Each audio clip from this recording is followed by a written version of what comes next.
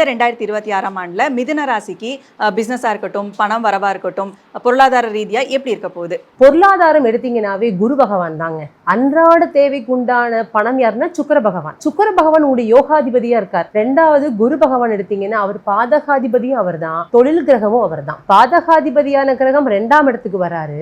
சனி பகவானோட பார்வை விரயஸ்தானத்துக்கு விடுது. அப்ப தொழில் சார்ந்த விஷயத்தில் அதிகப்படியான கடன் வாங்குறதோ, பார்ட்னர்ஷிப் கட்டாயம் கூடாது. உங்களுக்கு எதுல எக்ஸ்பீரியன்ஸ் இருக்கோ அதுல சின்ன முதலீடுகள் போட்டு தாராளமா செய்யலாம். நீங்க செய்யக்கூடிய தொழில் ஸ்தாபனத்துல செவ்வாய்க்கிழமையும் வெள்ளிக்கிழமையும் மஞ்சள் பிள்ளையார் புடிச்சு வைங்க. செவ்வாய்க்கிழமை புடிச்சு வைக்கக்கூடிய பிள்ளையார நீங்க வெள்ளிக்கிழமை எடுக்கும் போது அதை கரைச்சு முன்னாடி தொழில் ஸ்தாபனம் முன்னாடி தொழிச்சு விடுங்க. 2026ஆம் ஆண்டுல சிம்பிள் பட்ஜெட்ல நீங்க போடக்கூடிய முதலீட்டு ஸ்தானத்துல சிறுக கட்டி பெருக வாழுங்கிற மாதிரி தான் இந்த ஆண்டு அமையும். பேங்க் லோன் மிதுன ராசிக்காரங்க போடவே கூடாது. பேங்க் லோன் போட்டு வீடு கட்டிட்டீங்க அப்படின்னா உங்களுடைய கடன் பிரச்சனையே தீராது. நிறைய கனவுகளும் ஆசைகளையும் சுமந்துட்டு அது கிடைக்கலன்னு டிப்ரெஷனுக்குள்ள போறவங்க நீங்க மட்டும்தான். அப்ப என்ன பண்ணணும்? தேவைகளை மட்டும் தெரிஞ்சு புரிஞ்சு அதுக்கான பிளான் பண்ணுங்க. சென்னை காளிகாம்பாள் கோயிலுக்கு நீங்க ஃபிளைட்ல போயிட்டு ஃபிளைட்ல வாங்க. ஏன்னா அது காற்று ராசி. அந்த இயக்கத்துக்குள்ள வந்தா மட்டும்தான் உங்களுக்கு பொருளாதார வளர்ச்சியே கண்டிப்பா கிடைக்கும்.